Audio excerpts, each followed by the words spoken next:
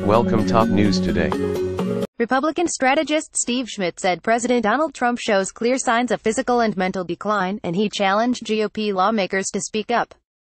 The president slurred his words during the announcement Wednesday that the United States would recognize Jerusalem as the capital of Israel, and Schmidt said Trump's apparent impairment was even noticeable on the radio, without the visuals of television.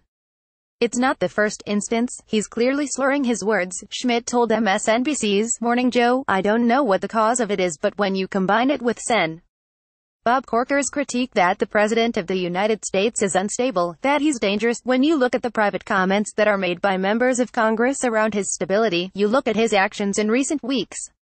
We look at the reality that on this day we talk about the Churchill-Roosevelt relationship, where the President of the United States is not welcome in the United Kingdom, where there is a consensus among both parties in Great Britain that his presence next to the Queen is an assault on her dignity by him standing next to her," Schmidt continued. "When you look at all of this, this is worthy of discussion. The question of his fitness, of his stability, is in the air, and it doesn't get better when you see clear impairments. I don't know, is that a tooth problem?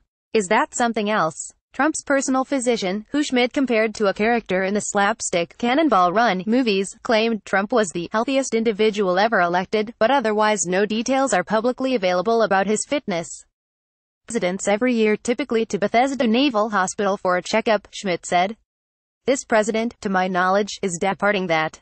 We don't know what's going on, but this is a legitimate issue worthy of consideration. This is the man who commands America's nuclear arsenal. That video, that speech, that impairment is chilling."